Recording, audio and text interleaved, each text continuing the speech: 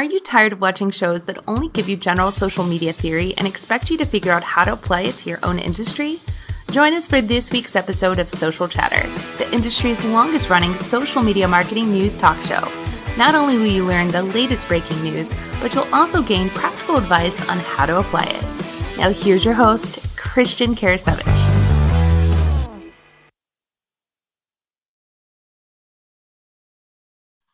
Welcome, everyone, to Social Chatter, your weekly social media marketing news talk show. This is episode, I got to check here, 280. I think I got this right, 280.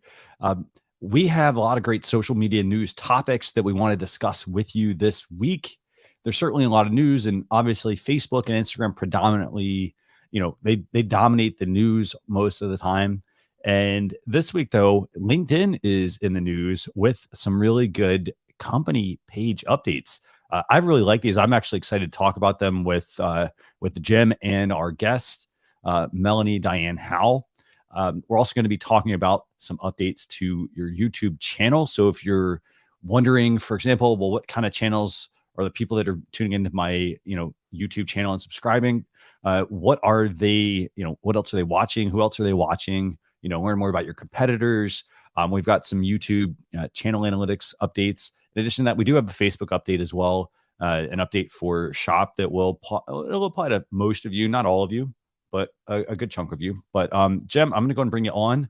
It's great seeing you as well. Good to see you. So I know we actually had Melanie on this week, actually, didn't we? Yeah. She was on Launch Your Live, episode 51. It'll be out in about a little less than 2 weeks. We'll actually release episode 50 on this upcoming Monday, and just released episode 49. So been busy with that. Definitely, yeah. So go check out the Launch Your Live podcast on your favorite podcast player. I don't know if you have the link, Jim. Feel free to drop that in the comments. But definitely go check that one out. So I'm gonna go and bring on Melanie here. I had to make sure she was here. I saw her disappear from the screen. So I'm gonna go and bring on Melanie. We're going to kick things off. Got a lot of topics to talk about and some good questions for her. So Melanie, good to see you again. Hey, good morning. Yeah. I was grabbing my pen down there from my drawer, so I'd probably disappeared on screen there for a second. No worries. I appreciate you waiting until I was back on screen. All good. I was like, okay, well, out of the corner of my eye, the whole thing is when you're on live video, you want to be on camera. You want to typically try to look at the camera, and depending on your camera setup, a lot of times your camera is right in front of you, and your laptop is down underneath it, or it's off to the side, or you got screens. So out of the corner of my eye, I was like, okay, where'd she go? So you want to just do me a favor, tell our viewers just a little bit about yourself. Who are you? What do you do? Yeah, so my name's Melanie Dyann Howe, and that's spelled weird. Dyann that's my middle name. But yeah, I'm very passionate about social media because I think it's such a great way for people to make really good, enriched connections and to put themselves out there, really. And that's what I'm all about, is getting people to put themselves out there and create great content. And live video is definitely the way I like to do it. So I teach people how to level up their live videos. And for those of you who haven't been in her Facebook group, she puts out a lot of really good videos and tutorials, basically. And so she was doing one, I think, a couple weeks ago. We were talking gear, we were talking microphones. I think you were comparing the Shure MV7 with, I think, an Elgato. Yes. Is it the Wavelink? I think, right? Yeah, Elgato Wave 3, which is actually the one that I ended up keeping. So I love to play around and explore cameras, and I don't know, I just geek out on figuring things out. That's really truly what I love to do, is to tinker, and I'm always tinkering with stuff, so learning new things and new tricks. And I think I'm becoming known for my scrappiness, that's for sure. And here's the thing, you have to do that if you want to stay ahead. A lot of people, they say, well, hey, I don't have the money to start on something, so then they wait until they get the money. Well, then you're going to fall further behind. And so the key thing there is, instead of waiting, find ways to get yourself moving and to keep things moving forward. That's the only way you're going to grow. It's the only way you're going to learn from, mistakes and whatnot that you make along the way, and you're going to improve and get there faster. So, so Jim, do you want to kick things off, by the way? Yeah, let's start out talking about some updates to LinkedIn company pages. Definitely. Yeah, we have some really big updates from LinkedIn, I think, this week. how much are you like? I guess the first question is like, how many of you actually are using LinkedIn company pages? How about, Jim's got one. I know I've got one. Melanie, you've got one a little bit. Yeah. So, I mean, LinkedIn company pages. I actually have several pages, and I'll tell you where company pages can be very powerful for live shows, podcasts. Is you can create a page for your show, have a link to where your show resides, whether it be Facebook, YouTube, and then post episodes on the page. Because if you put it in your personal feed, it kind of disappears. The other thing is if you don't have a company page for your experience and someone clicks on it, it goes to the search results for LinkedIn. So I like what they're doing with LinkedIn company pages. I think it's also it's like having a map location. It's another place for people to find out information for free. So I really think it's a powerful tool. So what do we have going on this week? I know we got a short video we want to play to kind of demo these. What do you want to do first? You want to show them? Yeah, let's play the video first. Cool. Let's play this video. Yes. And so, Jim, I don't know if you want to walk through kind of what these are. I mean, there's 3 updates, I think, this week, right? Right. Yeah. So they've got the company tab, which is really meant more for companies that have employees, right? Like I'm a solopreneur, so I don't know if that would work for me, but it's allowing employees to share content. It can be curated. It's all about, right? We hear this word a lot in social these past couple of years. It's about building community. Also, I think the product pages is interesting. I'd like to see how that works a little bit more because you can actually put products in there. And so I'm thinking that it makes a lot of sense to do that. And then, of course, stories for pages. Of course, stories, just kind of like Twitter fleets, is only available on the mobile device right now. And I'm really not sure how many people that use LinkedIn are doing it on their mobile device. I think maybe it used to be like if you were networking, you might have it out because you'd connect with someone there. But I think a lot of us, I don't know, me personally, I do a lot of stuff from my desktop. And so I don't know that I always get into the stories on LinkedIn because when I'm on LinkedIn, I'm thinking more desktop. I don't think of it as a mobile device. What about you, Mel? Yeah, it's interesting that you said. I remember a while back when the mobile stats really started climbing, and it was like all these stats were showing that everybody's using mobile when they're using social media. LinkedIn was the one that was still, I think at the time, this has been a couple years ago, it was still predominantly used on desktop because I do think that there's a difference. You're in that professional mindset. I always say every social media channel has a culture, but also a mindset. Like when I'm scrolling Instagram, my objective, if you will, is different than when I get on Facebook. And of course, LinkedIn is different. I'm not getting on LinkedIn to catch up with, my friends' babies and puppies, right? You're getting on there to learn, to grow, to network. You're in a professional mindset. And I think that kind of goes along with what you were describing is we're in that mindset when we're sitting in our desk, we're sitting in our office, when we're sitting down at our computer. It is different. But I do think that more and more people I think LinkedIn, we saw a big uptick in usage again. It kind of had a comeback. A year and a half, 2 years ago, we started to see more influencers using LinkedIn, people that you wouldn't expect to use LinkedIn, like Rachel Hollis, for example. I always use that as an example. I do think more and more people are using it mobilely because the content has changed. I mean, the culture of the content has changed. So this whole stories thing very well could even add more of that where we see more people will start to reach for their phone and actually use it because, again, that experience they're getting is different and feels more like some of the other platforms. It's starting to, for sure. I'm excited about this feature because I think there are probably a lot of really, really creative ways that companies can use it. And there's a lot to unpack here. I mean, for starters, okay, so the company tab for community building within your organization, this is straight up Facebook Workplace, right. Except you're not paying Facebook. Mm-hmm. Like, with Facebook, you're paying Facebook. For LinkedIn, they're not looking to charge you for this. Right. And, this is a very interesting, it's sort of an interesting business model, I guess, in a way. I mean, you have to remember LinkedIn is owned by Microsoft. Chances are this is going to, it's also like how Apple does things. They give away the software with the purchase of the laptop. Same exact process here. If I'm Microsoft, I'm giving this away to businesses because I'm going to be making it up on business licenses for subscriptions to their software, things like that. Mm-hmm. So makes a lot of sense that they would do this. I think one of the biggest challenges, within the workplace with, with keeping your employees updated, it doesn't matter if you're in the office or if they're now mostly remote.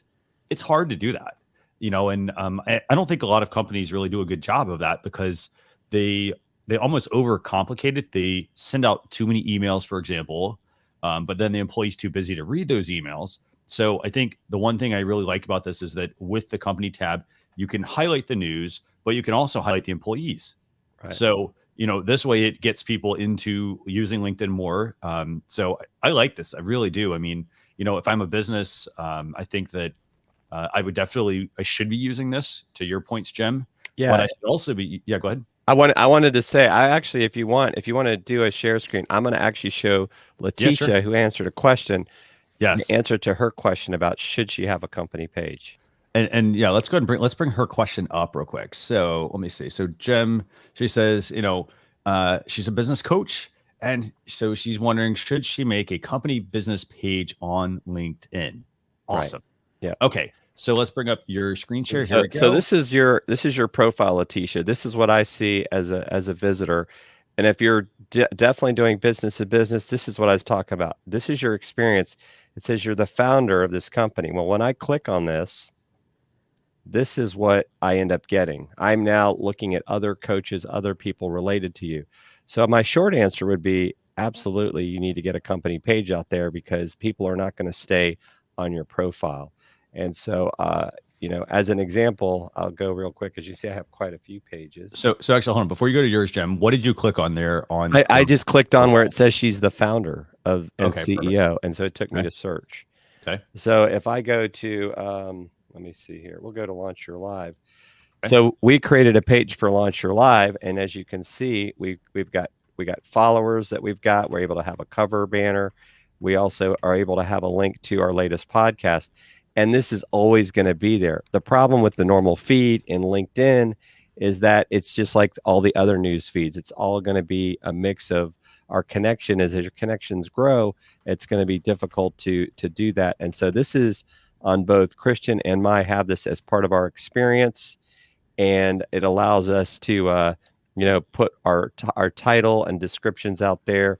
And I have Christian on his also adds the actual individual episodes under his experience as well. So, so that's a short answer to, I always say, get a LinkedIn company page. So then she has another question. So now, obviously, and Melody, you can feel free to chime in here as well. So, when they start using social media for business, everyone is told, oh, you need to, they're told incorrectly, basically. They're told, or maybe it's worded wrong. They're told to go join social media. And what do? They go join every single platform. Yeah. And then they're like, they don't realize, oh my gosh, these actually all take a lot of work. And so they're on Facebook and they've got a Facebook profile and a Facebook page and a Twitter account. Oh, they decided to create a Facebook group and a YouTube channel and a Pinterest channel. So this can quickly spiral out of control. We know that Clubhouse has been in the news as of late. It's basically, it's sort of a hybrid between a podcast and a radio show, except you can actually talk live.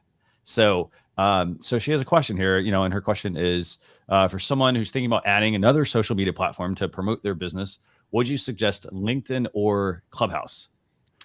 Great question. This is a really, really good question, especially one right now. And back to what you were saying, I do think that so many people, they fall into this trap, especially as they're kind of starting their business or starting their journey with social, as they try to be everywhere. And that is going to do a couple things. It's going to create burnout, for one, and it's also going to be very challenging for you as you're getting started. So, I just always recommend pick one platform or two platforms and just go all in on those platforms, because what you're going to do is you're going to kind of like stretch those muscles and work those muscles, and you'll get a flow. You'll start to kind of create your own process. You'll start to feel out what content works, and then you can start to add other platforms. But what you're going to need is systems, and you're going to need processes, because like I said, next thing you know, you're going to get burnout and you're going to be all over the place and you're going to be wearing yourself out. So when we talk about adding platforms, you do have to be kind of strategic and think like, well, which one makes the most sense? And so this is a great question. LinkedIn versus Clubhouse. the platforms are extremely different. So they are not an apples to apples comparison. To be really honest with you, because Letitia's profile is not optimized, I mean, she said here that she's really not put any focus on it. You're going to be starting from scratch over there. Now, it doesn't mean you can't get going over there. I think she said she has courses too. Maybe I think I saw that. Yes. But, LinkedIn is a great place, but it depends on who you're coaching. Are you coaching professionals? If you're coaching professionals, if you're coaching people that are trying to leave their 9-to-5 job, well, LinkedIn is full of those people. So you can absolutely market yourself over on that platform, and you can repurpose a lot of the content you're creating for a blog, for Facebook even, and you can repurpose that content on LinkedIn. There's a lot of ways that you can do that. So you don't have to create brand new content that's custom to LinkedIn. I would always say start with repurposing. She says, yes, I coach professionals. So, I think it's a great place. Now, when it comes to Clubhouse, here's what I say about Clubhouse. Clubhouse it's absolutely incredible. There is a really good podcast episode that I'm going to recommend. Amy Porterfield and Tiffany Lee Bymaster did this really great podcast episode, and they talked about Clubhouse. And Tiffany has done a really good job of explaining it, kind of like what is it and how you can actually get results from it. Because here's the thing, you can get on Clubhouse and you can spend a lot of time on there and not get any results. So you're going to have an optimization there. And what I mean by that is Clubhouse is networking. It's you being in an audio room, hanging out with people, talking on stage, asking questions, and networking. What do you do when you network? If you go to a place and you meet these people, you have to have a place for them to go, to buy from you or to learn from you. So if you're going to be on Clubhouse, you're going to need to have a lane to send them down so that they can follow you somewhere else, whether it be Instagram, and they can hang out with you there. You're going to have some calls to action that you have to have ready for them, or you're really just going to be spinning your wheels and wasting time. So as long as you have a home base to drive that traffic to, then Clubhouse is probably going to get you your fastest results. But you do have to be strategic and intentional, because you can also you can waste a lot of time over there. It's a great platform and it's awesome, but if you're not intentional or strategic, you're going to just kind of spin your wheels and waste a little bit of time. So I know that didn't give her a direct answer, but I think if you're looking for a super fast, quick update or a quick push, then get on Clubhouse, hang out, check it out. Go check out that episode. It's on Amy Porterfield's podcast, which is called the Online Marketing Made Easy podcast. It's a recent episode that they did, and it's really, really, really good. And it gives you kind of quick crash course. Yeah, and I would just add to that, if you've got a good presence, whether it's on Instagram or Twitter, that's the one profile link that you're allowed to put into Clubhouse. Because right now, when you really haven't built out your LinkedIn, people aren't going to see that. But I would actually recommend, Letitia, even if you're going to go more into Clubhouse at first, you definitely want to update your LinkedIn if you're in the B2B space, because that's really where a lot of people look for business professionals, and they're going to kind of look at that. And, they're not, I as a business person, I'm not going to go, oh, let me go check out your Instagram. That's just my perspective. Well, I think you make a great point, Jim. And even if Letitia's not, let's say, active on LinkedIn, she does need to make sure it's complete. I always use this analogy that it's what Letitia, your profile. I want you, Letitia, in the comments to tell us what day you're going to reserve 30 minutes of your time to just get that profile updated and optimized, because it really is important. Because what's happening right now is, let's say somebody you meet on Clubhouse or somewhere else even, their platform of choice is LinkedIn. They're going to go look for you on LinkedIn. And when they arrive at your profile, it looks like you're closed. It looks like your business isn't open. It's kind of like when I walk down the super cute street in the touristy town and I have all these shops to choose from. Well, how do I decide? I only have an hour to spend here. How do I decide which shops I'm going to go in? I look at the signage. I look at what their business is. I look at the windows. I look at what is it? Does it fit me? And then I'm going to decide whether or not I want to walk in that store. Your LinkedIn profile could be that storefront that somebody's seeing, and they're not going to go walk in and learn more from you, learn about you. So even though you're not fully using the platform to publish content, that may be their first place to look for you. And if they look for you there, a lot of people are used to seeing, oh, they're not really active, but if they can click a link for your website, or they can click a link for something else, they can go check you out somewhere else where you are actively publishing content. So get that storefront updated, because right now it looks like you're closed for business, right? And I always use that analogy. So let us know what day you're going to make it happen. She says, I will update my LinkedIn profile, promise. What day is it going to happen, Letitia? That's what I want to know. Love it, Mel. And I gotta say, I love the fact that, we're getting people to set those hard deadlines, because here's the thing, like Jem, you and I can even attest to this. I mean, we were looking to launch the podcast, and what was the one thing we did? We're like, we're almost ready. We're almost ready. What was that? Making excuses. Exactly. We were like, okay, we're just going to put it out there, and we put it out there, and it's done extremely well. So yeah, definitely set that date. And again, I mean, Jim, I don't know if you have any tips. How much time do you think it would take to set up a profile? Just quickly set up one. I think to Mel's point, I think she could probably do it in an hour or two. I mean, a lot of it is filling out the information. They actually kind of walk you through step by step. You need to add this, add that, and then you can just kind of build on it. I think the hardest part is probably really putting an about that means something, right? Kind of like who you are and things of that nature, what services you offer, maybe having some links to take people to your website, et cetera, making sure your headshot is current, not something from, 15 years ago. And I think the other thing too is at some point you want to have a banner. If you want a couple of examples of some people that really crush it with LinkedIn, Judy Fox is one, as well as Melanie Dyann Howe are a couple of really good profiles and professionals in LinkedIn as well. And actually, I need to check out Mel's LinkedIn and make sure I connect with her as well. So. And yeah, those are definitely those are good people to connect with on LinkedIn because that's their specialty. I mean, their specialty is LinkedIn. So so if you're looking for a good example, yeah, go check those out. Awesome. This is really good, by the way. So so Jem, do we have any? So that's one update for LinkedIn. Obviously, the company tab. I know the other thing they've got speaking of this, they've got product pages, the ability to add lead gen forms right to your product pages. So they've got that being added. And then I know obviously they got the stories feature added for company pages. What do y'all think about these updates? I mean, from a business perspective, how do I use these? How do I tap into them? Probably, I'm going to let Jim lead this one. So yeah. I'm going to give you guys, I'm going to admit something. So LinkedIn, I think a lot of us years ago, we created that LinkedIn profile because we were told to, because it was kind of like your online resume, right? So you created a LinkedIn profile, you got on LinkedIn. When did you use LinkedIn? When you were looking for a new job, right? That was when you looked, and then you got your new job, and then what'd you do? You didn't hang out on LinkedIn anymore. So it used to be this platform where everyone was like really networking for job purposes. They were looking for jobs, they were doing that, and that's why they were using the platform. But then it made this big shift to now it is full of great content. And so when that shift kind of happened, I really returned to LinkedIn probably 4 years ago, and I really started using the platform. And I got really passionate about it, and I got really passionate about getting people to start using this platform to, like, for Letitia, for example, hey, share your gifts with the world. Go all in, take that content strategy and go with the content marketing strategy and use LinkedIn for it. But then a lot of people started getting on LinkedIn and hanging out there. And then a lot of people started selling more. And now, I mean, I can barely hang out on LinkedIn because I get so many DMs from people that, I always say they want to jump right in the sack with me. Like I was, nice. Dating, social media is dating, right? But they're like trying to go right to home base. They're like, buy my products. Here's my website. And I'm like, I don't even know who you are.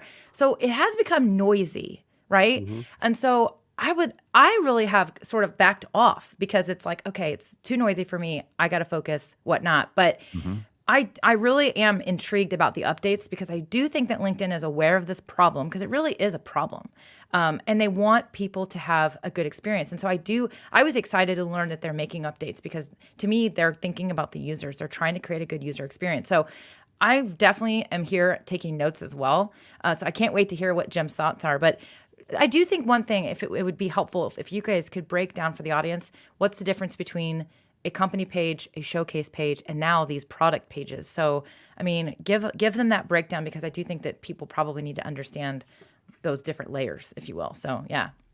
Yeah, I think the showcase pages are more meant for like brands where they're really just kind of showing some of the things. The company page is really, I think, for most of us, to really put stuff out there, updates about our company that we kind of want to keep out there. We can also share, like as an example, Christian, if he has a social chef's page, could share some of the articles that he's actually talking about in the show to his profile. The other thing you can do with a company page is you get 3 hashtags that you can highlight on your page. Those 3 hashtags allow you to engage on post with that hashtag as your company page, which is kind of an interesting feature of it in and of itself. I mean, so they're really, and then product pages are new. I haven't really played around with one yet, but I could see where companies want to maybe be able to sell their product right off the page. So that's actually something I'd like to look into further, because I do work with some businesses that might actually be a really good thing for them. It's just another place to highlight what they offer, and maybe you can actually get a purchase straight off of your company page. And Letitia has a question here, by the way. But before we do that, so in the showcase page feature, I mean, that's a way for you to highlight unique brands, business units, or initiatives. So it's almost like an offshoot of a LinkedIn company page, if you think of it like that, like almost like giving your product a page for itself.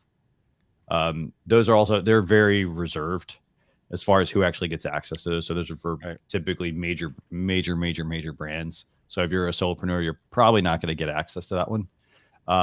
This is good. These are good features, though. I mean, like the fact that, they are like, even though LinkedIn's been slow expanding things, the thing is, though, look at years ago, Jem, I think you and I talked about this all the time about like how LinkedIn was like, they were so behind with everything. And now it's like, oh, they're adding features, but like, oh, everybody already has these. But I think with this update this week, you're seeing a lot of big updates that are showing the growth that LinkedIn is preparing for. So I really like these updates. I mean, and then we get to the last LinkedIn company update this week, and that's LinkedIn stories for pages. What do you guys think about that one? I mean, are you using stories in general, or? I've used it a little bit, but I'm just not, like, it goes back to what I said earlier. I know some people are really liking the LinkedIn stories. Now, I will say that you can, I believe, put a link in your LinkedIn story, right? So with, I think with Instagram, it takes a little bit longer before you get that quote unquote swipe up capability in your story. So I think that that's a interesting feature. And then, so I think it's, it's the same thing, right? It lasts for 24 hours. That's my issue, right? It's the whole short form content versus long form content. I think that works for some people, but I think especially like if you're a service business, I don't always know that short form content that's going to disappear in 24 hours necessarily helps you. And it's kind of like we've talked about this before, Christian. It seems like all the platforms keep copying each other's features. I mean, Fleets has come out. What's interesting is LinkedIn in messaging for a while has allowed both audio and video messages one-on-one. And now, as we talked about last week, Twitter is going to start to allow audio in DMs, right? You've already got that in Facebook. So it kind of becomes like, what platform do you really want to spend all your time on? And I also like Laura's comment about like the spam problem seems to be a problem across all the platforms. And I think that's people that are selling some sort of course that they tell people like just throw it out everywhere and hope that somebody will take the bait. Yeah, no, definitely some good points. And I know before we move on here, and Melanie, I'll get your thoughts real quick on stories for pages. We do have a couple questions I also want to make sure we get to. So I know Letitia's got a question real quick, and I think Laura has one as well. But let's talk stories real quick.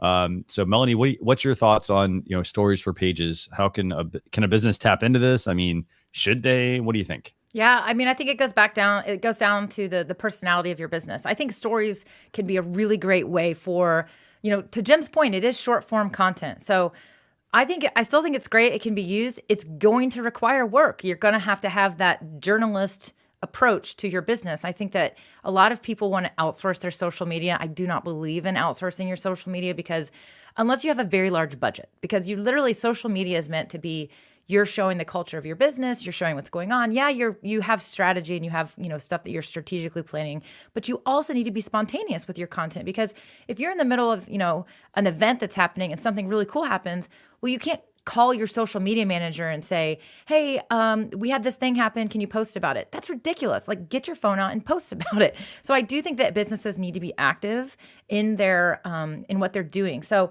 with stories, it's going to require that a little bit, I think. I think that stories could be a great way to show behind the scenes. It could be a great way to kind of like lower that barrier of entry, like let people in, have some personality. I think that we see that with Instagram stories, with Facebook stories, is that it doesn't have to be polished. It's like live video. That's why I think we all love live video, is that it doesn't have to be like overly produced and polished. It's meant to be raw. It's live. Stories, in my opinion, is kind of the same way. And so you can really let a little bit more of your personality shine in those stories. And of course, with LinkedIn, it being this, little bit more buttoned up platform, if you will. That's kind of a perspective. I actually have a podcast episode releasing today about professionalism and how it's just a term. But, I think LinkedIn is perceived this way. But again, as you mentioned earlier, Christian, that they're doing this, they're trying to enhance the customer experience, and they're starting to come up with their own innovative ways. But at the same time, they're copying a little bit of what's going on, but it's because that's how we are interacting on the other platforms. And so these, YouTube has YouTube Shorts now for some people. I think if you have to have 10,000 followers, but we're starting to see this is the culture of how we're using social media. And so I don't have a problem with the platforms sort of like copying each other. It's because we're used to you see less posts now, less actual real posts in the Facebook feed and even in Instagram, but you see more stories because that's how people are sharing what's going on in their life. And so why wouldn't LinkedIn follow that, because that's the culture of how we're using social media now. So I think businesses should definitely pay attention to this. And I think just like we were saying earlier, don't overthink it. Like, don't be like, oh, we have to figure this out and develop a strategy for stories before we start using stories. Just start using it. Start having fun with it and figure it out as you go and pay attention to what happens. You never know what may happen. So I do think the short form piece makes it, you do have to think through that, but that also makes it kind of like a little less risky, right? Because it's going to be gone in 24 hours. Right. And that's the one thing I will say that I do think about stories is a great feature, is the fact that it does go away, that you can put more stuff out there. Definitely. Yeah. And so I know we've got a lot of really great questions here as well around this. I would say so I know people are going to ask like, well, hey, what content do I make for my stories?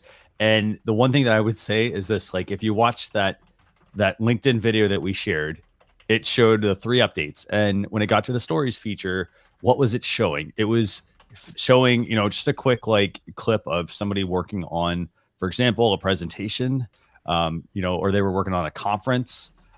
They were, showing a couple like, hey, we got some new products in.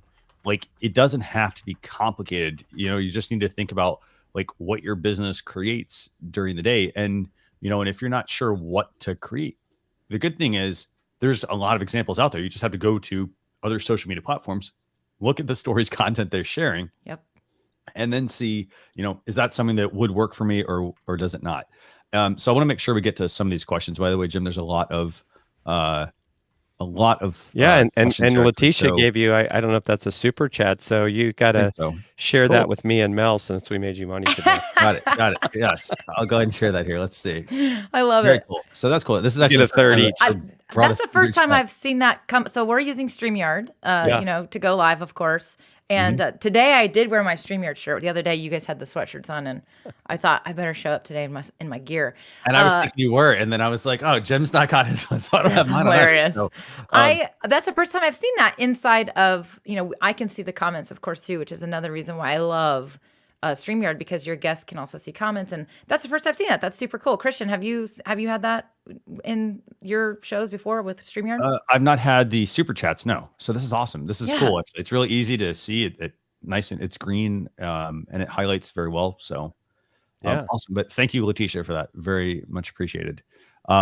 Okay, so let's see. So let's make sure we get some of these questions real quick, and then we're going to move on to the second topic real quick. Yeah, I did want to answer. I saw a question about hashtags and trademarking it. You're not going to be able to do that.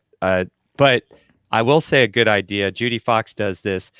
Create your own unique hashtag. Judy Fox uses hashtag FoxRocks, tells her followers to follow that. So anytime she posts content, she adds that hashtag in there. And so you can go search in LinkedIn for the hashtag, and you'll see all the posts that are using that hashtag. So she also then knows how many people are following it. Yeah. And it's just a great way to kind of build community around your hashtag. And then you can use a hashtag on so many platforms now that it's a great idea. First it may just be you and a couple people, but if you stay consistent with it, I think that's the way to approach the hashtag strategy. I like Definitely, it. Christian, I would not recommend your last name be in a hashtag for you. I think that there'll be a lot of variations of it.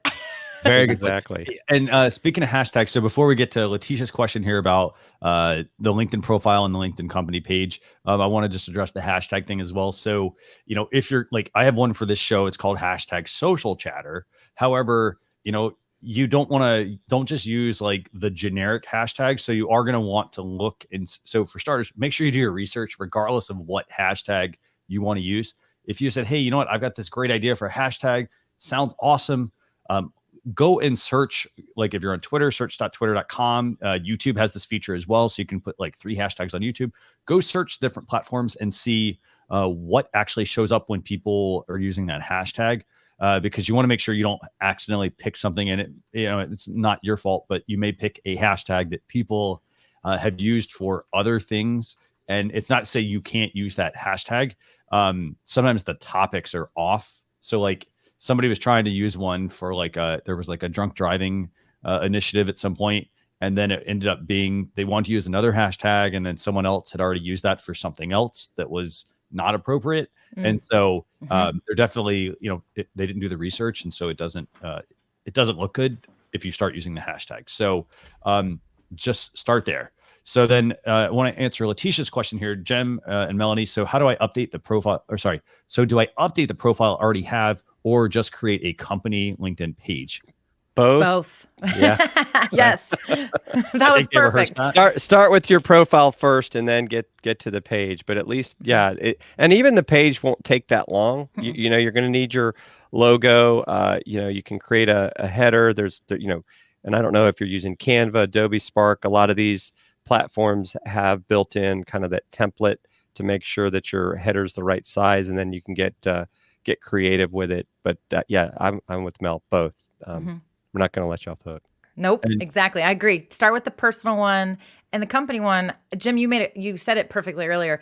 Just get it started so that it's there, because when you create that company page, you are also going to want to make sure you attach it to your personal profile. So after you create the company page, go back to your personal profile, and then when you click on the name of your business that's in your profile, like that you work at, you want to make sure you update it and link it, because now that you have the company page, you can link it and it'll actually pull the logo in and it'll be a hyperlink to that company page now. So there's kind of like a 2-step approach there. But to Jim's point earlier, just start it and then just build upon it as you go. But you don't have to like build it all. You said an hour, Jim. That was like, you're going to scare people away. I think she could have this cranked out in 20 minutes. I truly do. Now, I was giving her time to think. You're right. That's true. 20 minutes. Well, see, 20 minutes, people might be scared. Like, oh my gosh, I got to do that fast.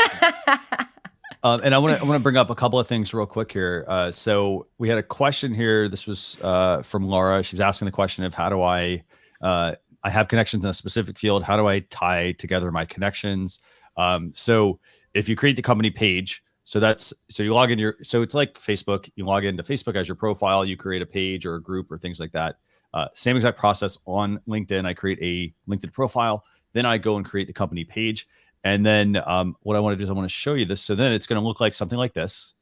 So this is my LinkedIn profile. And then as you can see here, for example, this is Launcher Live.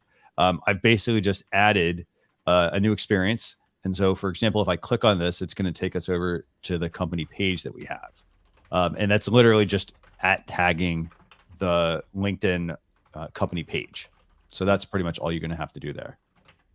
Let me see if there's any other questions here. And then we're going to... And actually, I also like this comment, by the way, new to Instagram, old to Facebook, freshening up LinkedIn. I like that, actually. A lot of people, they stick with the same stuff they have all the time.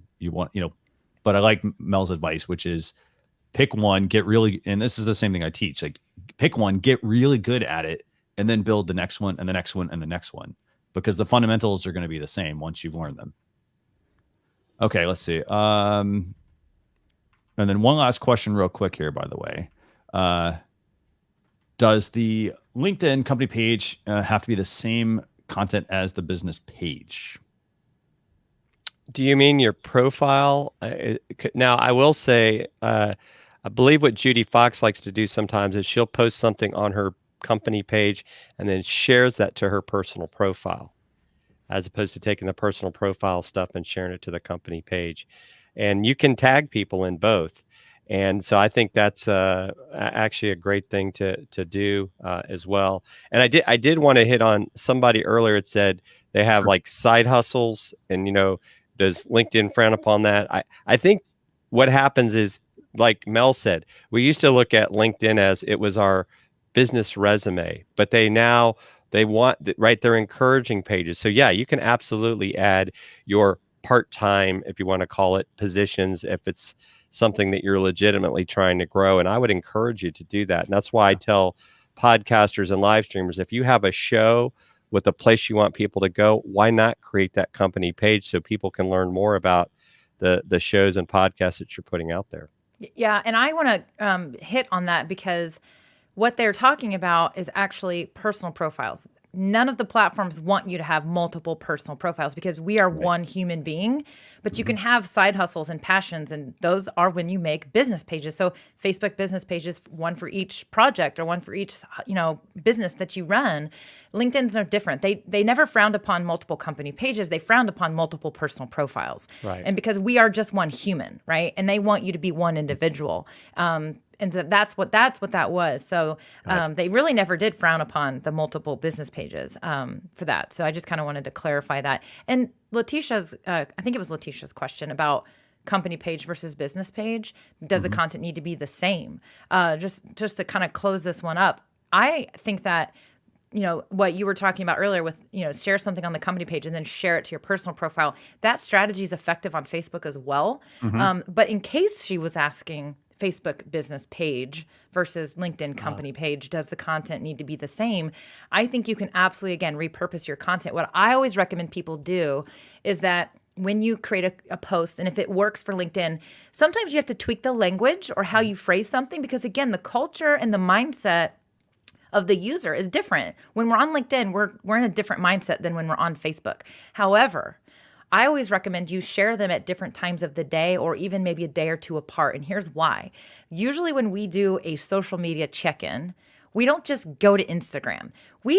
Everybody has a routine. You open up your phone, you check and see if anybody's texted you. You look at your email really quick. You'll check Facebook notifications. You might look at your Instagram notifications, and you might check out LinkedIn. We do this in a bit of a, we don't just go check one thing. We typically do what I call a social media drive-by. We kind of go check all of them. So if you're publishing something at the exact same time, I just might see it on both platforms at that same time when I see it. Now, not necessarily right when you post it, but if I happen to check Facebook in the morning and you posted something later in the day and I didn't see it, and then the next day I might see it over on LinkedIn because of the way the algorithms work, right? So if you wait and you spread it out, you actually have a better chance of people seeing it at different times. Maybe they will see it on one platform over the other. So just kind of wanted to say that. Love this. And we got a hashtag idea here. Morning drive-by. Yeah. Cool. So this is the first topic that we've talked about. Let's talk about the second one here real quick. And I know we've got like about 20 minutes left in the show. So topic number 2 for the week, and this should be a fairly quick update, by the way. So if you're in the UK or Canada, you're going to have the ability to use Facebook Shops. Now, this is a feature that's been around since August for US users, US businesses and creators, but now it's available to people in the UK and Canada. What do you guys think about Facebook Shops? Jem, let's start there. Well, why did they wait so long to allow this feature to roll out? And I guess my secondary question to that would be, does this then mean that this will allow Instagram shops in those countries, or did they already have that feature? Because at times it's kind of like the chicken before the egg. Like you had to have a Facebook shop set up to get an Instagram shop. And I know that's definitely a big thing for people. I haven't personally done Instagram shopping, but definitely taking a much harder look at it now as a opportunity for some businesses that I work with. So I think it's a great thing to give people this feature. I will say this though, and this is a comment I've heard before, is that Facebook has lost had a lot of trust issues with people. So people aren't necessarily comfortable with shopping on Facebook. They would probably rather go shop on Amazon. So that's just kind of my 2 cents. What do you think, Mel? Yeah, I agree. And the whole trust issue, I think Jim makes a really good point there. The other thing that I think that people are starting to feel is that these platforms, when they give us these opportunities, I mean, they are taking a cut of things. So for example, like the whole stars on Facebook, like if you like want to support somebody, we get like nothing. Like you give somebody, you spend $1 on somebody to support them. You're right over there. God. Yeah, but You swallowed a star. I was like, what did I say? We like the actual person that you're giving that dollar to gets like hardly any of it. I mean, Facebook's keeping that money. And so I do think that sometimes when I personally, sometimes my little flares go off. It's like, okay, I like this. I think that, yes, they want to provide businesses, especially small businesses, with a way to have a wider reach and to sell their products and what they do. But at the same time, I'm also kind of like, is this just another one of those money-making aspects? Now, granted, I support social media platforms monetizing and making money. They have to. It costs money to run and build these platforms and to support them and to keep them running. So I don't have a problem with them, like, making money. It's just sometimes I think about, okay, great, I want to support that small business and I just discovered this product. A lot of times what I do is I don't buy it through Facebook. I will actually go around and try to find a way to buy it direct because I want to make sure that small business is making as much money as possible. Yeah, but to your point, yeah, and the whole Amazon thing, I do think that this is absolutely their way of, one, providing businesses with an easy, simple way to sell and to make more and to sell their products and stuff. But at the same time, I do think that it's another way that they're trying to make sure they keep up with the giants like the Amazon and all that stuff too. So, but I've personally I don't think I've ever made a purchase on Facebook. I think I have through Instagram. I have I've sold a couple things on Marketplace, but have you guys ever bought anything using Facebook shops or Instagram shops even? I think, Jim, you said no, but. Right. Now my wife has bought a couple things, but I think that wasn't necessarily a shop. It was more a Facebook ad. And what's ended up happening is I think both products came from China. So she told me that I'm supposed to ban her from ever buying on Facebook again. Because it wasn't what it looked like. Right. Well, you have to watch out for that anywhere. Yeah. It's like, oh, this looks like a really cute pair of shoes. It's like, oh my gosh, this is not what it looked like. There are actually like websites dedicated to what it looked like online, what it looked like in real person. Like, and they have these comparisons and it's hilarious. Like the sweaters that come and like the sleeves are like here versus right. They're hilarious. Some of those memes out there. So we got a couple of good questions here, by the way. And I'll answer the same question you guys had about shops. I don't buy anything on Facebook shops, honestly. Jim, I'm going to go back to like the comments that you and I've had over the last like couple of weeks, I guess. And it's the fact that if I'm going to go buy something, I'm going to go to Amazon, or I'm going to go to, I'm going to go to Amazon. I'm actually getting in the habit lately of going to the actual manufacturer's website. Also partly to deal with like price gouging because, because the supply for a lot of things has been really constrained over the last year. I will go directly to the website and purchase something. I might use Facebook as the idea, like, oh, hey, I saw something that looks kind of cool, but then I want to go check it out. For example, if they're running an ad, I'm not just going to click on their ad, go buy the item. I'm actually going to go to their website and actually see if it's legit. Do a little searching there. I actually might go to Amazon and look up the item and see if it's actually available on Amazon, because sometimes there's people selling what seems like a really awesome item. And then, you go like, you're like, well, if they're really awesome and it's got all these like people buying it, it should be on Amazon, for example. Or I'll go check out their website and not necessarily finding it. So that's kind of the way I work with this. I know Letitia has a question here. By the way, yes, I am okay. I was trying to be quiet drinking water and went down the wrong either. So does Facebook work for course creators? So Facebook shops. Yeah, Facebook shops. Yes, sorry, correct. I want to say they want it to be products. I'm not, so maybe if you had like a book, I don't even know if they're good with ebooks right now. I think it's got to be a physical product. Not 100% sure, but I remember when I set my shop up, it had to be products. So like if I wanted to sell t-shirts, sweatshirts, swag, I could do that, but I couldn't like say, hey, buy an hour of my time. You can't do that as far as I know at the moment on Facebook shops.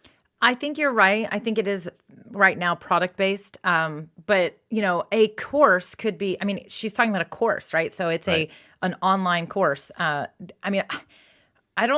would be I kind of feel like that's probably not going to end up coming to shops, because I do think that what their goal and their objective here is, it is essentially to, help these businesses expand. And it is mainly made for products, just like Amazon. So it's product based, shop. So it would be, I don't know that there's even really, I mean, there's other ways that you can sell your courses online, of course, but through social media, but not inside of that particular platform. But I'm sure there's a workdown. I have an idea, though. I have an idea. Mm-hmm. So you sell the workbook. Yeah. So here's what you could do. If Facebook doesn't, again, test this out. So go to your Facebook page, set up a Facebook shop. It's a setting in your Facebook page. If they don't allow you to, if they only want you to list physical products, how about you create a bundle? So what if that bundle is selling a physical product? So for example, it could be a coffee mug, a t-shirt, something like that. Something that you don't necessarily have to create yourself as well. And you could bundle it with the course, for example. So that way, you are selling the t-shirt for a certain amount of money, but that t-shirt includes the course and vice versa. Yeah, you sell the t-shirt for $997. Exactly. That's what you do. It comes with a course. Don't forget that 7, by the way. Right, exactly. Yeah, that would be one way to do it. I wonder, you'd have to check the policies, right? You have to make sure you look and read the fine print. But it certainly, that would be one of the workarounds. But yeah. Yeah. Lots of options here, actually. So I'm just reading through some of the comments. Got some new people actually here joining. So interesting to hear you're finding it on Amazon, legitimize the product. Cuts and distribution rules make it difficult to sell product through them. Yeah, I mean, I use that. I use that though as a bit of the measuring stick, because I like to, if you're big enough, you're going to get your product on there. I also use it to I use it for sometimes answering questions about a product, so I don't have to deal with customer service with a lot of companies, because a lot of companies customer service is non-existent. If I have a specific question about a product, a lot of times I will go and, I'll look at the featured questions section on Amazon because I can't find the information I want. So I'll go check that out. I'll look through the reviews. I do not use the reviews as my main guidance behind buying a product, but I do use the featured questions to answer certain questions I might need. You don't use the reviews. That's interesting. I always encourage people to use reviews, especially when they're buying any type of physical technology gear, because it will look great and because you just don't know if it's going to work until you get it and try it. And so I always do the pulse check with the reviews, but I then will go, if it's physical, this stuff, I then go to YouTube and I'm like, I want to find somebody who I can actually hear it. And for this mic, for example, I want to hear it. I want to see it. I want their real, feedback. But I do look at the reviews, because in fact, recently when I bought my computer, someone recommended a particular computer, and then I started reading the reviews, and it was there were positive reviews, but then there were all these reviews and they were talking about the exact same issue. That's when I knew I was like, I'm not buying that computer. So I guess maybe I should rephrase. I read the reviews, but I don't use them as my basis. So for example, if I see they have, 4 stars out of 5, for example, I will read the reviews. Chances are I can kind of make a good observation there about if it's a good product, but I don't use them as my guideline. So if I see a ton of people giving it really positive reviews and I see a few negative ones, I actually will skew more towards the negative side, because a lot of the reviews on Amazon are fake. Yeah. Unfortunately, you have people increasing their reviews so that people are then going to make the purchase. So that's a great point. That's a great point, because that's what I'm looking for. I'm looking for the negative reviews, and those are the ones I'm reading. Exactly. Yeah. So Facebook shops rolling out to the UK and Canada, already in the US. And then one quick tip on that, obviously, if you can't sell a course or something through there, consider maybe using a bundle of some other product with that. Again, you don't have to make the items either. You don't have to make the coffee mugs, the t-shirts, the stickers, for example. That's even the cheapest product. So you could consider maybe bundling something. Okay, so I know we got one more topic. We got time for one topic, some questions and 2 tools. Everybody good? Yeah. Okay, so Jem, do you want to talk about the third topic for this week? Do you want to go to YouTube, or do you want to go with Twitter? Let's talk about YouTube. Okay. Which one do you think is the more useful one for our viewers? Well, I think that YouTube coming out with the analytics is probably a more useful thing. It's just they didn't actually have an article. It was a video. Okay. So I got a screenshot. Let's go with the screenshot. Maybe this will work. So what's topic 3 for the week? Yeah, so better video comparison features in YouTube Analytics, and that's one of the things that I really like about what YouTube has been doing. They give this stuff away, right? Now, granted, they're the second largest search engine after Google itself, which owns YouTube. But the fact that you're actually able to now start to see how many people viewed your video within the first 24 hours, and it'll go back all the way now to 2019, up to 100 videos, I believe, is what I had saw in the video when I was watching it earlier. So I think this is exciting, right? Because if you're not analyzing what's going on with your socials, you could be, spinning your wheels, wasting a lot of time. So I think this is a great thing for people to know the video performance. And, because even a lot of times, right, when we say, oh, I got, X number of views on Facebook, is it a 3-second view? Is it a 10-second view? That's not necessarily meaning that the people stuck around and watched the whole video, which is probably a lot of times what you want. Definitely. Yeah. What do you think about this, Melanie? Yeah, I think that anytime we can have data to measure what we're doing is going to be helpful. I do think that sometimes the data can be overwhelming, and I tell people not to get too hung up on data. Again, I think that it's kind of a mind game. It's a catch-22. So the data is helpful, the analytics are helpful, and so pay attention to it because it is going to help you. But do not give, I think that if people pay too much attention to the data, they actually will give up. They will stop because, oh my God, only 3 people watched my live video. Well, yeah, but that's how you're getting started, right? I remember doing many live videos where nobody watched live, so the data is there to help you, but do not overthink the data.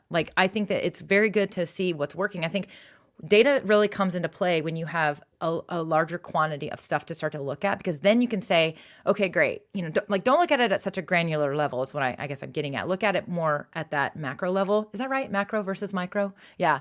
Because you want to look and say, okay, I have out of these 20 videos that I've done, look at this one. This one spiked. Okay, now what am I going to, now you're going to go deep there. That's where you're going to go to the micro level and say, okay, why did people like that video so much? Look at everything like the title of it, the description, the topic, the comments, right? And so that's where the data really helps. So I think it's great that YouTube is adding more of this and giving us more information. I just think that it is useful, but don't let it become a crutch, I guess is what I'm trying to say. So in addition to this, by the way, in addition to, and we've got some questions here, by the way, as well on this. So in addition to giving you comparative data, you'll be able to see the top performing videos, the bottom performing videos. So you'll be able to see things like impressions. So how many impressions is this getting seen? And then also how many people are viewing. So impressions are okay, so somebody saw it, great, but they didn't take an action on it. I.e. they didn't sit there and watch the video. You'll be able to see how much time they watch, the average percentage that they watch of your video, and all of these things also to really think about. I mean, when you're making a YouTube video, Jem, I know you and I've talked about this. I think it was about a live stream, and we said, hey, how long should you live stream for? And the answer is it depends, and it depends on how long your viewers are tuning in, and your data is going to tell you this. It's going to tell you this for your pre-recorded videos, any video you're putting up on YouTube since 2019. So it's going to show you those, the last 100.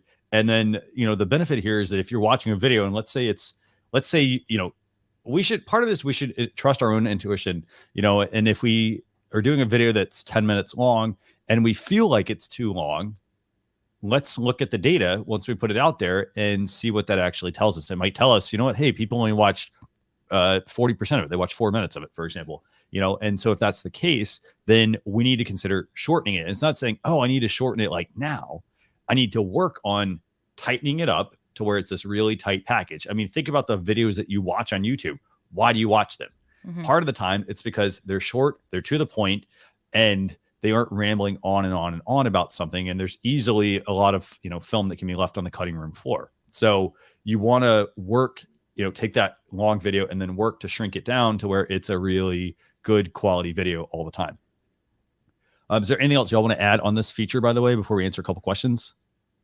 No, I just think, definitely take a look at it, see if it helps you with your YouTube strategy, if that's something you're working on.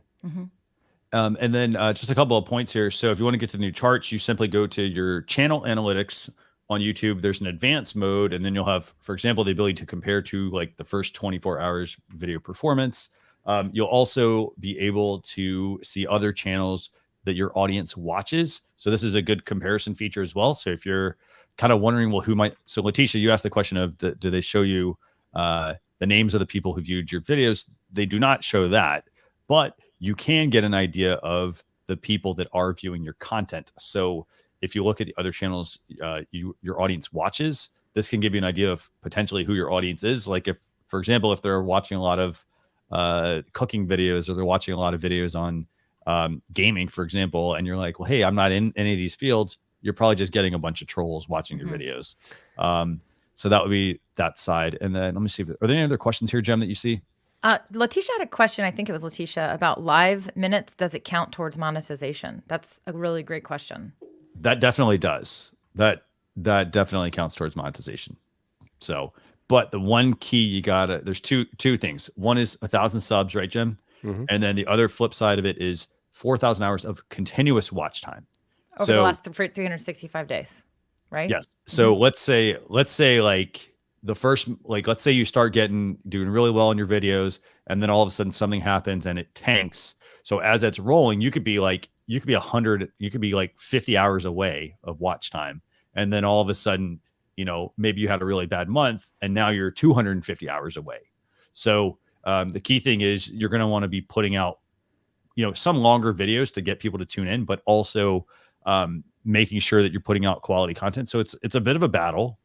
You're always going to have to be working at it, but you can get monetized. So it's not hard, but you need to just make sure you're putting out the right kind of content.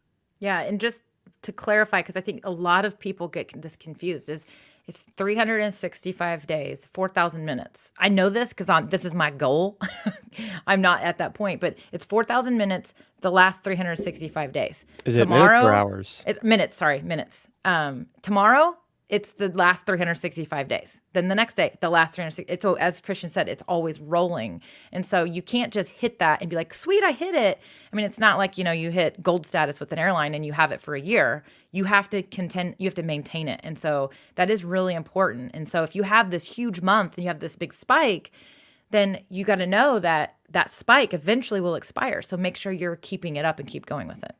And it is hours, by the way. So it's 4,000 hours. Hours, sorry. I said minutes, didn't I? So one thing to think about. Get me excited for a minute. Sorry. So, Jem's like, oh man, yeah. So like 4,000 hours would be like super easy. So the thing you'd have to do here is, so one thing to think about if you want to get there, let's just think about the content. And this is where it does get to be a challenge. So if you're making short form video content, things that are like 5 minutes or less, right? Just add that up. That's a lot of videos that people have to watch.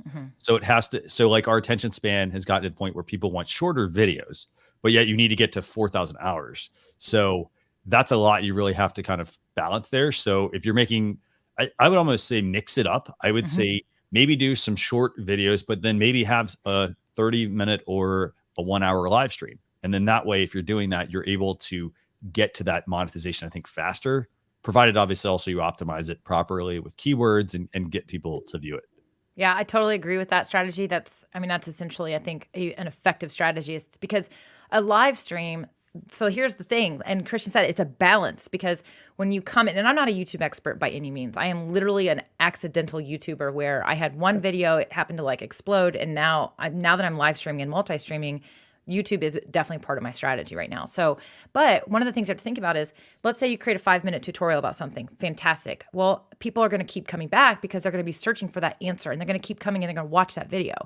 But then when somebody lands on some Q&A that you did and they look at it and it's like an hour and a half long, most people are going to be like, oh, I'm not watching that. I'm out. Right. So a lot of times those live streams, while they are longer and there's more minutes consumed, like Letitia here is a great contributor to your guys' watch time right now, right? Because she's been on this live stream the whole time over on YouTube.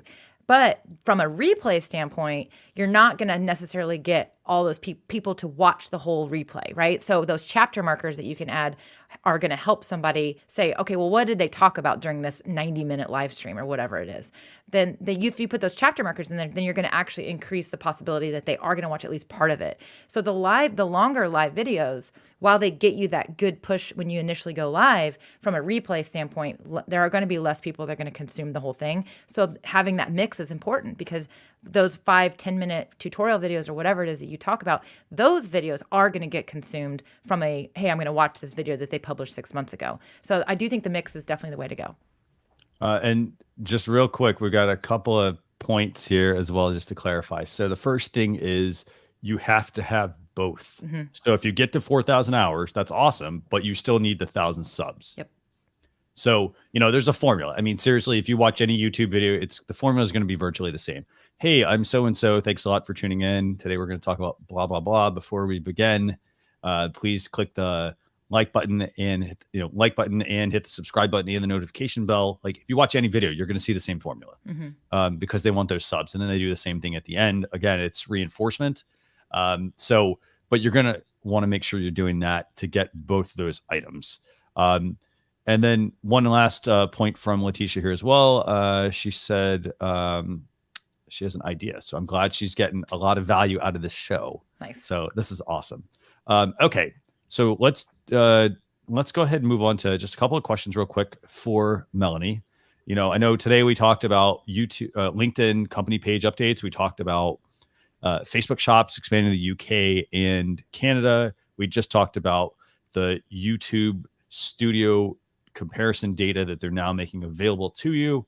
So what I want to do is I'm going to just ask a couple questions, or ask Melanie a couple questions, and these are, so let's, Jem, do you have the questions, by the way, Jem, or do you want me to? Yeah, no, I can pull the questions up. Okay. We may have, we may have covered some of it. Yeah. Yeah. So they could be quick, but. That's right. Let me get them up here. I had to move my chair earlier because it was blocking my lava lamp. I was like, oh man. Let's see. Question 1 for Mel was, what are some ways that businesses can curate experience for employees on other social media platforms, LinkedIn company pages, etc.? Oh my goodness. Okay. So, I mean, I think it goes back to think of yourself as a journalist. I think when you are creating content and you want to curate, what's going on with your employees, well, look at yourself as the journalist and what can you explain this happening? So I do like the stories feature with LinkedIn, the company profiles. And I think that what's kind of cool is that when these social media platforms are using similar styles in the formats that we can create, you can create a story on one platform. Let's say you start with Instagram, and then you can actually download that to your phone, and then you could repurpose that exact same content.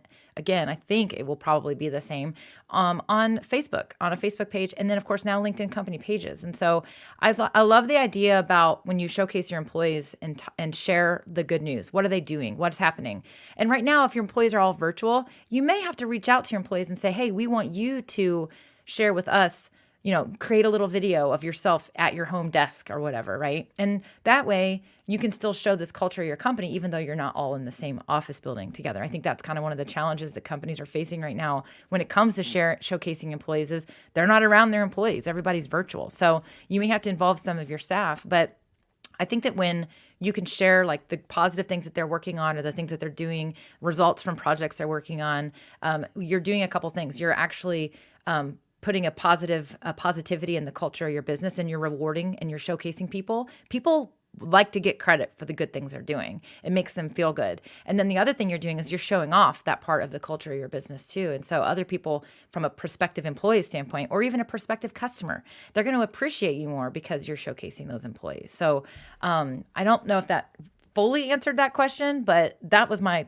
idea. I think you have to showcase employees in your business for many reasons. I think one, it makes them feel good, and two, you're showing that off to the rest of the world. And the fringe benefit is prospective employees are going to want to come work for a company that shares the good news about their employees. And two, customers might even appreciate you more because you are sharing, and I'm building a relationship with your team. Fantastic. So Jem, what's the second question? Yeah, the second one is, what would be a great strategy for people to get into stories? Because I know you did hit on that a little bit earlier. I'm sorry, you have to repeat it because I was distracted by a close-up lava lamp would be a good cut to occasionally. Yes, I love that idea. Yeah, I love that idea. What's a good strategy? How can people get started with stories? Oh, great. Okay, so honestly, as I always say with everything, the best way to get started is to just get started. Honestly, just like have some fun with it. Try some experiments. But you guys made this comment earlier. Go look and see what other companies are doing and model after them. Don't copycat what they're doing, but get ideas from what they're doing. That's the easiest way to get started, because I think where people get the roadblock is two places. One, they don't know what to post. They're like, what are we going to put in our story? Okay, well, go look at what other people are doing and get ideas from what they're doing. There's your solution right there. And then the other limitation of people getting started is, like you guys were talking about earlier, well, I don't like how we look on camera, or I don't think we have the right equipment or whatever. Throw that out the window. You don't need anything. All you need is a phone and a natural light. So face a window, grab your phone, and create a little short clip and a video. And then I think and that's the best way to get started, is to just do content of yourself, or content like these short little clips, these little videos. But get ideas from other people. And then as you start to realize what's working, you can then start to introduce maybe some design tools and actually involve your designer and actually have a strategy where you sit down and plan the content. But to get started, don't overthink it. Just get started and just start creating content. Awesome. Fantastic. Okay. So we've got third act real quick for the show. I realized we actually went over this time, like a little bit over actually. So we're going to get to just tool time. And this is where we have two tools that we think can help you as a business owner. Jem, what's the first tool that you want to that we want to discuss this week? It's called the Screencast-o-matic, I believe. Yes. Okay, so let me pull this up, and then I'm going to have Melanie tell you about it, because I think you've used this, right? Oh yeah. This is a tool that I absolutely love. I use this tool all the time. So what is it? Let's start with this. Yes. What is Screencast-o-matic, and then let's talk about the cost of this product. Yeah, so it's essentially a screen capture tool, okay? But it's more than that. So you can create screencasts, so videos. So you can use it to do tutorials and, like literally show somebody. You guys could have done, for example, a quick screencast of the analytics for YouTube and talked about it and shown it, right? If you go to my YouTube channel, you will see any tutorial I've done. I probably used Screencast-o-matic to create that tutorial video. But you can also, what I like about it is it's different than a lot of the screencast tools, because you can toggle back and forth between you being on camera, on screen, either full screen or down in the lower corner. So another comparative tool that a lot of people are aware of is Loom.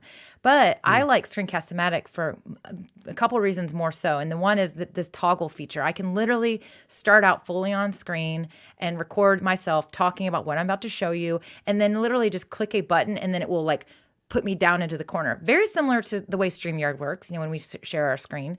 And then I can do the tutorial. It's got great post-production editing tools, which I think is how it's different than others. So you can literally go in and you can add lower thirds, you can add music, you can do a lot of things. You can actually cut out parts of your video. You can also, this is what's really, really cool, is as long as you recorded that webcam, you may get in the middle of the video and say, you know what, I actually, even though I'm in the lower corner, now it's hiding part of the screen I'm showing. I kind of actually want to change that. You can actually edit that post-production. You can even move it into a different location. And so the post-production editing of this tool is what I think makes it great. I use this to create my course videos. Like I said, I use it all the time. The other thing that's really great is, similarly to Loom, is let's say, for example, somebody asks a question in your Facebook group. You can literally go record a quick video and say, you know what, it's easier for me to show you how to do that. So I recorded this quick video for you. So you can record the video, upload it to the cloud, and then just share the link. And then they literally, you don't have to download it to your computer if it's just simply for a quick answer. This is a great way to delight your group members or anyone you're supporting, because instead of you just typing a response, you are literally like, put yourself on camera, say, hey, hey, Letitia, you had a really great question about company pages. I'm actually going to just show you really quick where you go to start to create that company page. And then you go to the screencast version, show her how, and then literally you say upload to the cloud. And then you just say, hey, Letitia, you had a great question, but I recorded a video for you, and then put the link there. So I love this tool for a lot of reasons. I think the other thing that's great about it is it's dirt cheap. This thing is so freaking cheap. Yeah, even the Premiere. Yeah. $4 for $48 for a year. That's it's so cheap, and they cheap. they are changing the. They're always. I started using this tool when it was like nothing, like nobody knew about it. I mean, it was like, here for $11 a year, you can use this tool. And I was like, this thing's amazing. And they've continued to make it better. One thing that's limiting right now, I actually recorded a video and I was like, you guys need to change this. And it's that you cannot currently, it's very tricky to use like a HD camera, like a DSLR camera or a mirrorless camera as your webcam. So we can be using that. We're all using, Christian and I are both using Sony cameras right now, and we're going into a capture device. Well, unfortunately, Screencast-o-matic, when you go to select that capture card, like the Camlink 4K, for example, it is not supported. Now, they're working on it, but it's not there yet. So if you want to be using a super high-end camera, you are going to be limited. But if you have a good webcam, then you can actually use this for all kinds of things. But so that's the one thing that that is limited to right now. But I'm hopeful that they'll get that added soon. Nice. Awesome. And so do you have the deluxe or the premier plan? I actually have the premier plan, but I used the deluxe forever. But I mean, I have the premier plan because of the there's a couple of features that I wanted to unlock. But most people aren't even going to need the premier plan at all. So. Nice. Awesome. And I was going to say, yeah, when I look at the price, I was like, is there a typo here? I mean, for a couple of dollars, you get, the video editor, you get the ability to record your computer audio, you get sound effects, you get scripted recording. So a lot of people use separate programs for. Yeah, there is. You can actually have the script on there. Yeah, it's awesome. The screenshot tool, the green screen filter. I mean, and then you're basically just paying for the bandwidth. So more bandwidth, an branded ad-free site. And then I guess you get stock library access and custom video player and controls with the Premiere option. So these all make a lot of sense. I mean, definitely. So I would say this. I mean, there's lots of tools out there. This though, I mean, for literally $20 a year. I mean, that's what it works on a Mac and a PC too, by the way. So So there are some other great tools out there, but they're either PC only or Mac only. This works on both. Awesome. Nice. Fantastic. So what's the second tool we have this week, Jem? Yeah, it looks like it's a Windows program. It's called Spacedesk.net, and it allows you to have multiple monitors, as you can see, kind of the look. It's which is pretty cool if you've got that kind of space.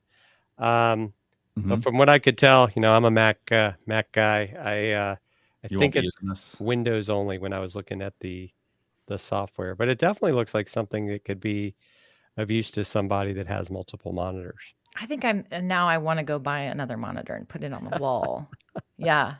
So they do have a secondary machines option. If you look at that screen that was just up, actually, it did look like it. So if you look at this thing that's on the screen there, it looks like there's an Apple logo there. Okay.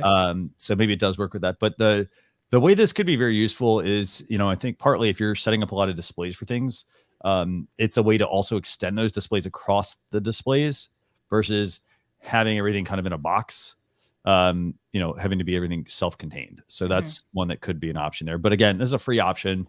It's for somebody that, if you want, if you've got a lot of monitors, for example, you need to be able to look at a lot of things at one time. Definitely something that could be useful, but it primarily works if you're displaying this at like maybe a conference or an in-person event. I mean, if you tried to do this during a live stream, for example, you could have it in the background for you. Yes. But the only downside it would be, partly like the reflection, and then you probably have to flip it and all the other fun stuff. But definitely another tool to check out. Again, I mean, we try to find new and interesting tools, things that can be useful for you versus just recommending the same old tools. I'm excited about that one though. Honestly, sorry, I cut you off, Christian. I'm so sorry about that. I'm excited. I'm like geeking out because literally now that this microphone that I'm using, the Elgato Wave 3, comes with a virtual audio mixer software. I can literally, if I wanted to right now, I could push music in to this stream right now if I wanted to through me. And that having that mixer up, and I'm starting to use this more in my streams and like playing music. And I've been also exploring different ways to do countdown timers. And again, one of the things I love about StreamYard is you can kind of like duct tape it and bolt it onto other applications and use these things together. But what I'm running into is monitor space. I'm like, okay, I'm doing a screen share, but I also need to have that virtual audio mixer up and I have to minimize it. So having that other monitor, maybe even up on the wall, behind me over here. You could even, if you have your desk is big enough, you could get a clamp. And go above. Yeah. I can now use something like that where I would be able to put, the tools that I need to be able to have access to and see over there, but then have this clean desktop for a PowerPoint slide or a tutorial that I'm doing. I do a lot of screencasts when I do, like you are in this production, when I do my live videos. So that got me excited because I'm like, what? I could totally now have like another monitor and have it kind of somewhere else and use that thing for it. So, but I love the idea for conferences and stuff too. Like, I've been seeing a lot of ads from Sage, and they'll have these pictures of somebody on a virtual stage. They're on a stage, but literally they're by themselves in the room, and they have like 5 monitors up, and it's like they're using Zoom or something, and they have they're seeing all the people, the attendees of their virtual conference. It makes me wonder if they're using something kind of like that to do that. Definitely. Yeah. Chances are they're doing something like that. There used to be one for like Twitter as well, where you could do, you could send certain things to certain screens for Twitter, like tweets that were going on, and they could be displayed in certain ways versus, let me just show you what Twitter looks like. So they're very creative ways. But that's the second tool we have for you this week, called Spacedesk. So awesome. This has been, by the way, a really good show. I mean, I know we ran a little bit longer, or maybe I say a little bit. We ran quite a bit longer than normal.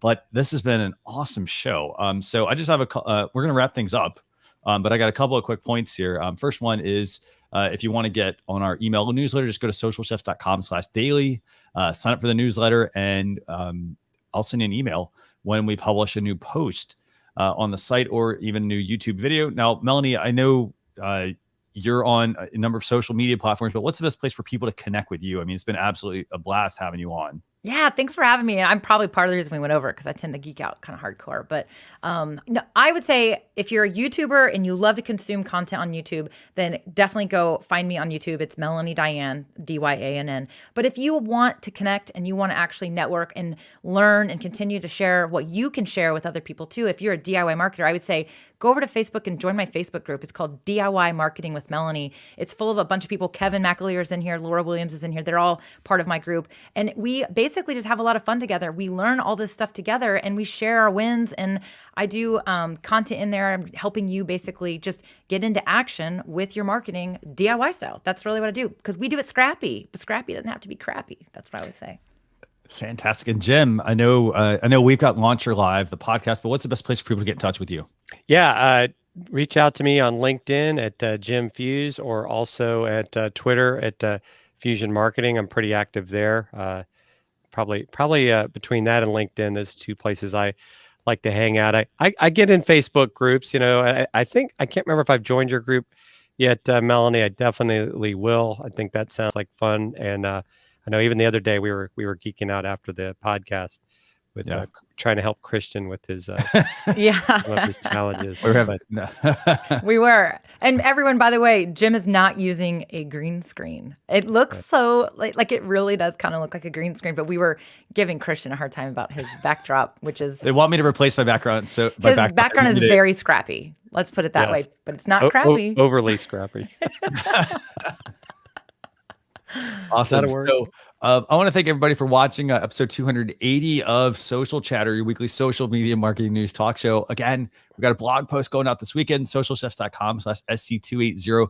It'll cover the topics that we talked about, but we also had a couple we didn't talk about because we value your time and we only want to share the best with you. So we also have an Alexa flash briefing as well. You can listen to that on your mobile device. Just download the Alexa app. In addition to that, we will be back next Thursday. Let me just make sure I got the times right here. We're going to have Julie Riley on. Nice. 10 a.m. Eastern Standard Time. She's the social media manager at StreamYard. So she's going to be our guest next week. First time having her on. And we're going to be tuning in on youtube.com or broadcasting to youtube.com/socialchefs or facebook.com/socialchefs. But I want to thank everybody for watching.